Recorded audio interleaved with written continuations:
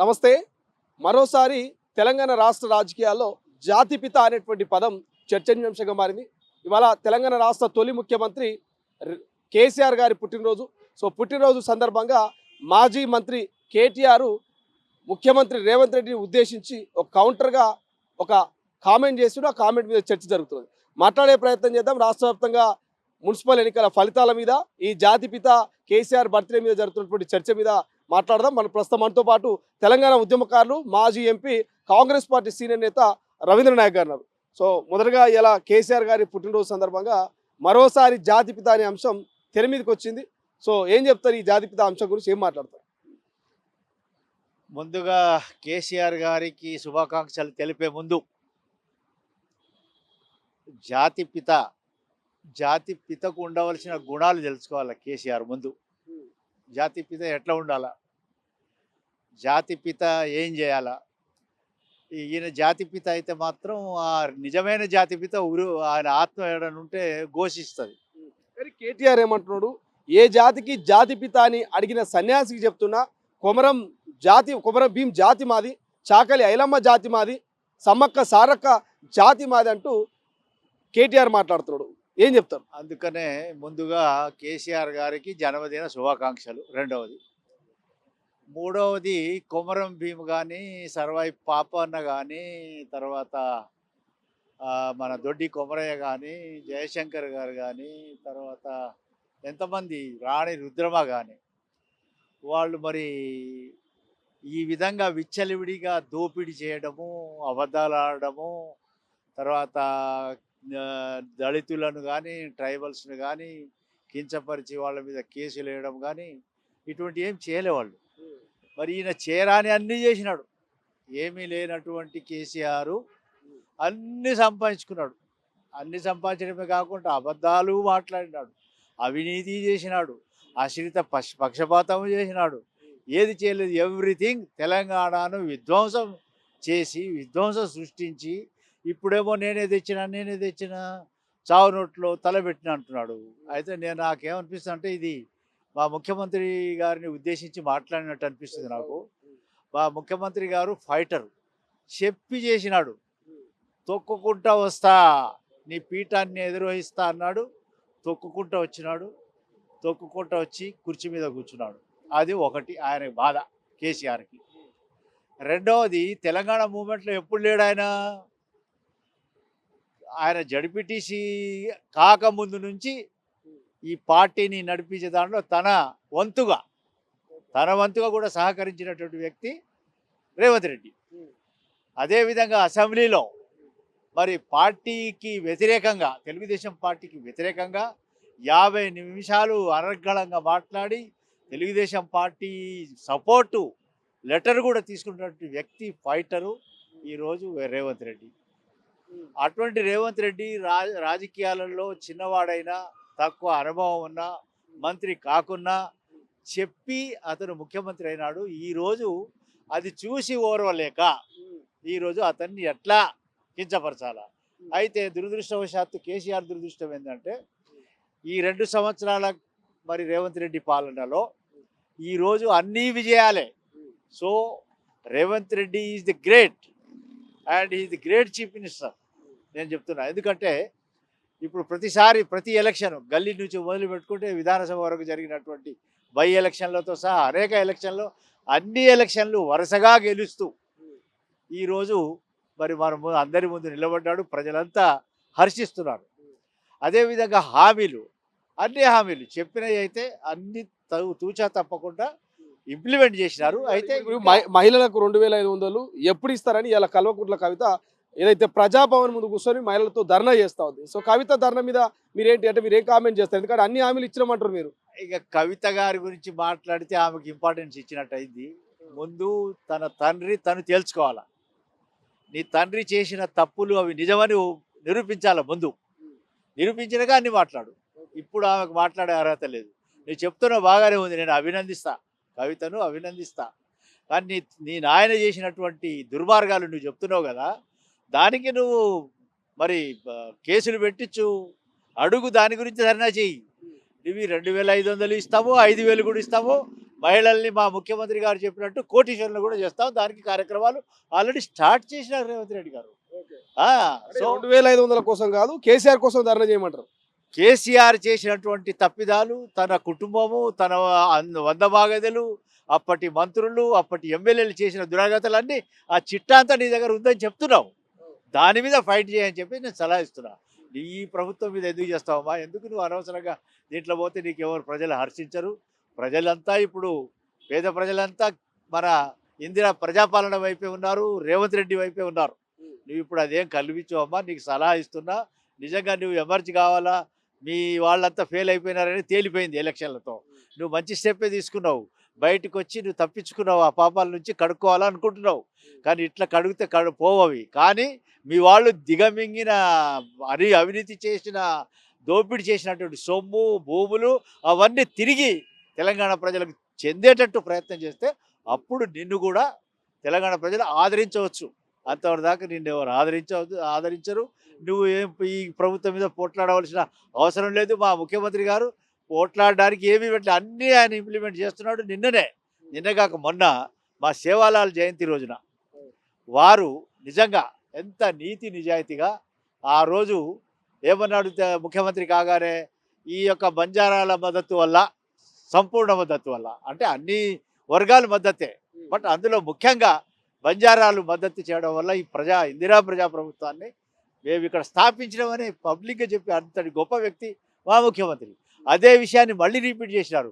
ఆయన 20 సంవత్సరాల జీవితం మొత్తం మా ఈ లంబాడీలు, తర్వాత పేదలతోనే ముడిపడి ఉండి నాకు 20 సంవత్సరాలు నాకు మద్దతు పలికినటువంటి జాతి లంబాడి జాతి అని ఆయన వేరేళ్ళ పొగిడినాడు.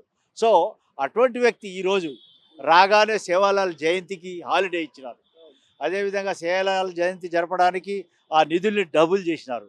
అదేవిధంగా ఇప్పుడు మరి నల్లమల అడవుల దగ్గర పుణ్యక్షేత్రం, ఈరోజు సేవాలాల్ మహారాజ్ గారి పేరుతో పుణ్యక్షేత్రం కట్టడానికి, పుణ్యక్షేత్రాన్ని నిర్మించడానికి 20 ఎకరాల భూమి, అదేవిధంగా 15 కోట్ల రూపాయలని వారు మంజూరు ఇవ్వడం జరిగింది. ఆ రకంగా లంబాడి భాష ఎవరు అసలు అనుకోరు. లంబాడి భాషను దేశంలోనే 14 కోట్లు 18 కోట్ల మంది లంబాడీలు, బంజారాలు మాట్లాడే భాషని గుర్తించాలని తెలంగాణ అసెంబ్లీలో, ఇది దేశానికి సంబంధించిన కమ్యూనిటీ భాష, దీన్ని తెలంగాణ అసెంబ్లీలో 8వ షెడ్యూల్లో కలపాలని చెప్పేసి అటువంటి స్టెప్ తీసుకున్నటువంటి వ్యక్తి గొప్ప నాయకుడు రేవంత్ రెడ్డి గారు. మరి రేవంత్ రెడ్డి గారిని పట్టుకొని మీరు ఏం చేయాలి?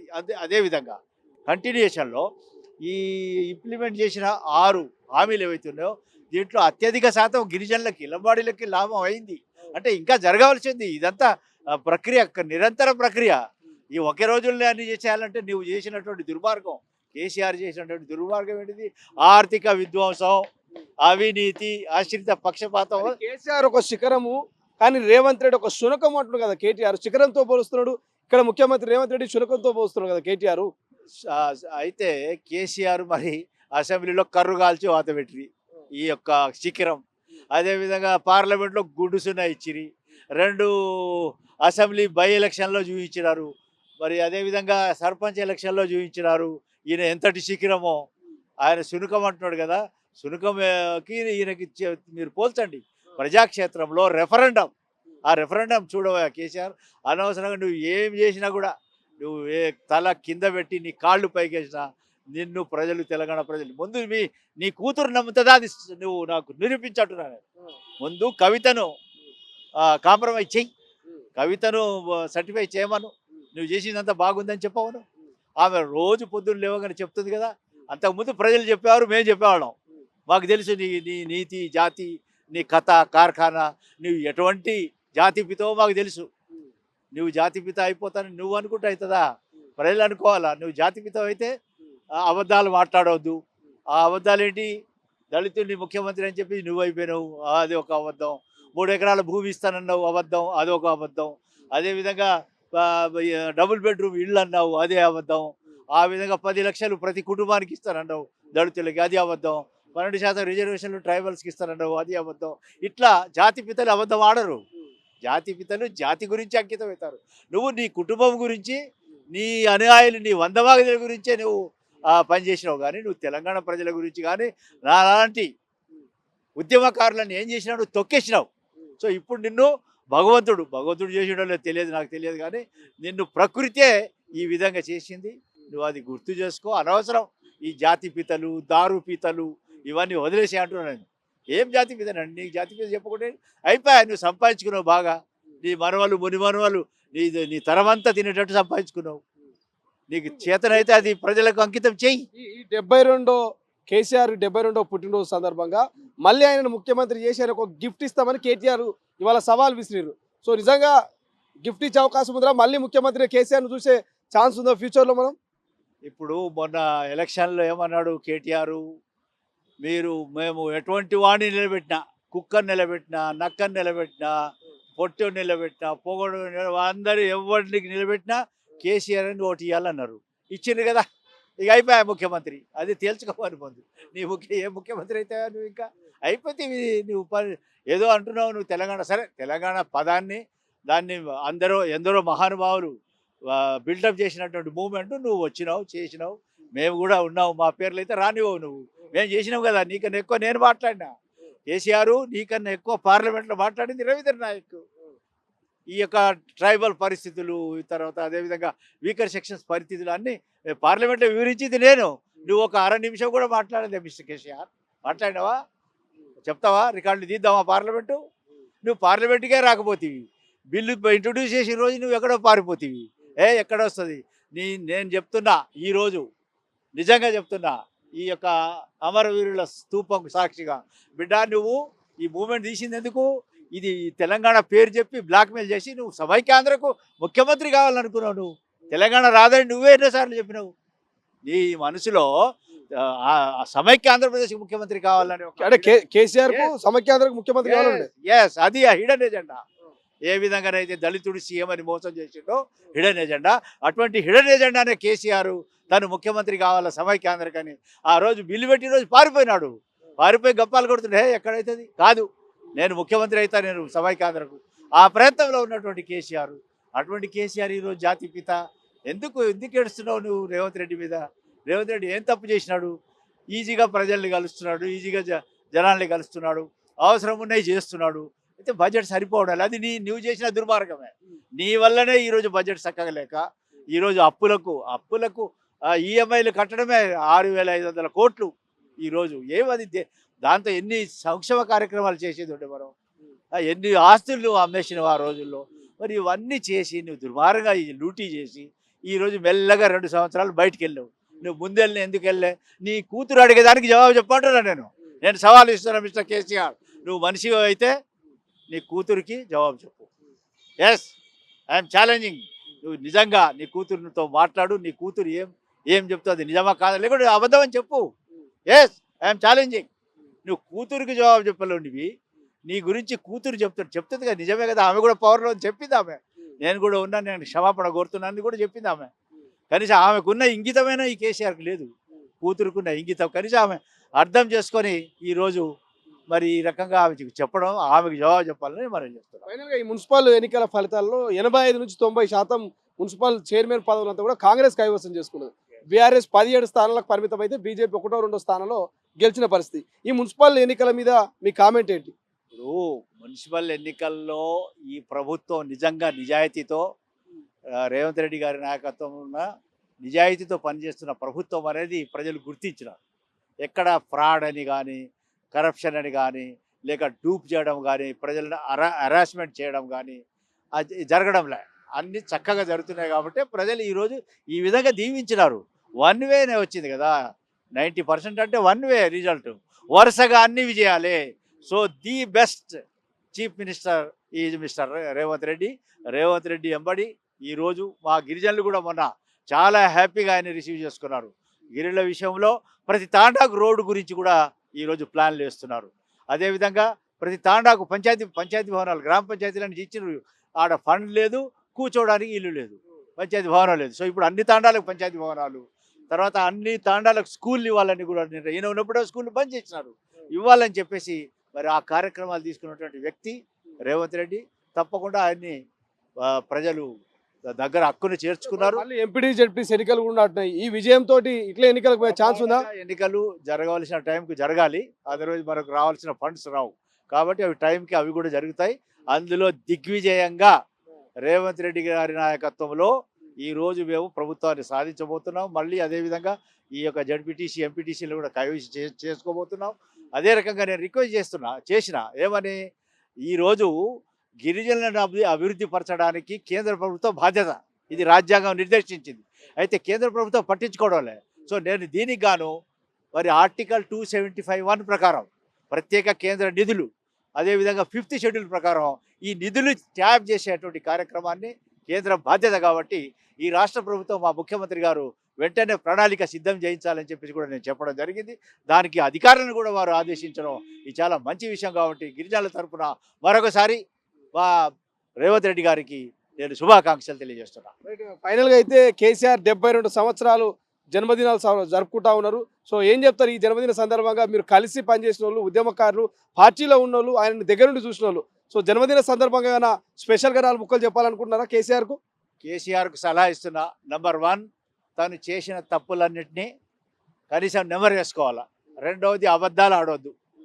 అబద్ధాలు ఆడకుండా, కుట్రలు చేయకుండా నిజంగా నీకు ఈ ప్రభుత్వాన్ని ప్రశ్నించాలి, ప్రభుత్వాన్ని ముందు మరి నిజాలు ఏంటిదో బయట పెట్టాలని నువ్వు అసెంబ్లీకి రా. నువ్వు ఈ రోజు కూడా భారం అయిపోయినావు మిస్టర్ కేసీఆర్. నువ్వు తెలంగాణకు భారం ఈ రోజు కూడా. అప్పుడేమో లూటీ చేసినావు, భారం చేసేసిన ప్రజలకి. ఇప్పుడేమో అపోజిషన్ లీడర్గా ఒక క్యాబినెట్ హోదాలో అన్ని సౌకర్యాలు అనుభవిస్తూ జీతం తీసుకుంటూ ఈరోజు ప్రజలకి ఇంకా నష్టపరుస్తున్నావు. కాబట్టి ఇదంతా రెక్టిఫై చేయాలా. నీ కూతురుకు జవాబు ఇవ్వాలా. నువ్వు అనవసరంగా నీ కొడుకు ఏదేదో మాట్లాడుతున్నాడు. ఈ మాటలతో ఏమీ కాదు, మాటలతో కడుపు నిండదు. నువ్వు అన్ని ఖాళీ చేసినావు, తెలంగాణ బొక్కసమంతా ఖాళీ చేసినావు. దాన్ని మరి సరి చేసుకుంటూ, ఆ విధ్వంసాన్ని సరి చేసుకుంటూ రేవంత్ రెడ్డి గారు, వారి ప్రభుత్వం మంచి కార్యక్రమాలు చేస్తుంది. కాబట్టి ప్రజలు ఆయన్ని దీవిస్తారు. ఇంకా 5 ఏళ్ళు ఆయన కంటిన్యూ అవుతారనే విషయాన్ని కూడా, ఆ విశ్వాసాన్ని నేను తెలియజేస్తున్నా. Thank you so much. ఇది మొత్తం మీద కల్వకుంట్ల కవిత ప్రజాభవన్ ముందు కాదు, మీ నాన్న ముందు ధర్నా చేసిన తప్పులను, చేసినటువంటి దోచుకున్నటువంటి డబ్బుల మీద మరి వివరణ ఇచ్చే విధంగా ధర్నా చేయంటూ కవితకు సలహా ఇస్తూనే ఇక 72వ పుట్టినరోజు జరుపుకుంటున్నటువంటి కేసీఆర్కు ఇక్కడి నుంచి అయినా అబద్ధాలు ఆడకు, నీతి నిజాయితీగా ప్రభుత్వాన్ని ప్రశ్నించు, అసెంబ్లీకి రా అంటూ తెలంగాణ ఉద్యమకారుడు మాజీ ఎంపీ రవీంద్ర నాయక్ అయితే సలహాలు సూచనలు చేస్తున్నటువంటి పరిస్థితి. చూద్దాం, ఇంకా 5 ఏళ్ళు ఇదే ప్రజాపాలన, ముఖ్యమంత్రి రేవంత్ రెడ్డి అధికారంలో ఉంటారంటూ ఒక భరోసా తెలియజేస్తా ఉన్నారు. చూద్దాం భవిష్యత్తులో ప్రజల తీరు పెట్టుంటుంది, ఏం చేయబోతున్నారు అనేది. కెమెరా పర్సన్ అజయ్తో శ్రీశైలం, తొలి వెలుగు, హైదరాబాద్, గన్ పార్క్. అసలైన తొలి వెలుగు. ఫాలో వాట్సాప్ @తొలి వెలుగు official.